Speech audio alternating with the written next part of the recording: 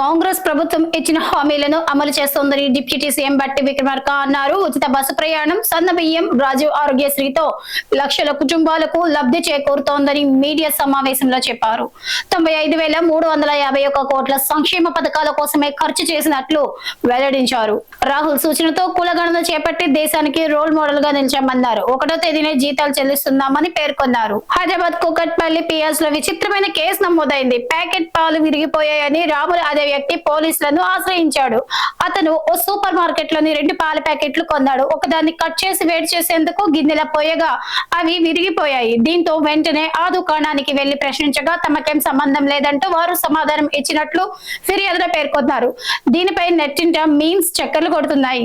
హైదరాబాద్ లో వర్షం కురుస్తోంది. మియాపూర్, జూబ్లీ హిల్స్, హఫీజ్పేట్, ఆల్విన్ కాలనీ, కేపీహెచ్పీ, బంజారా హిల్స్, హబ్సిగూడ, నాచారం తదితర ప్రాంతాల్లో వాన పడుతోంది. నగరంలోని మరిన్ని ఏరియాలకు వర్షం విస్తరించే అవకాశం ఉంది.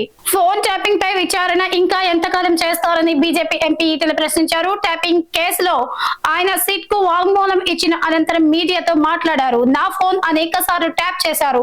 నేను నా భార్య మాట్లాడుకునే సంభాషణలు కూడా విన్నారు. బీఆర్ఎస్ హయాంలో కేసీఆర్ తన ఇష్టానికి పనిచేసి వారిని ఉన్నత స్థాయిలో నియమించుకున్నారు.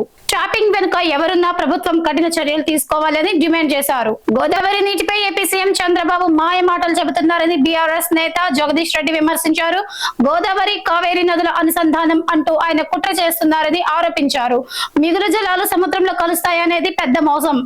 లేనిది ఉన్నట్టు, ఉన్నది లేనట్లు చంద్రబాబు చేస్తున్నారు. మరి ఈ కుట్రను రాష్ట్రంలో బీజేపీ ఎంపీలు వ్యతిరేకించాలి. రాష్ట్ర ప్రజల కోసం కొట్లాడాలి ఆయన వ్యాఖ్యానించారు.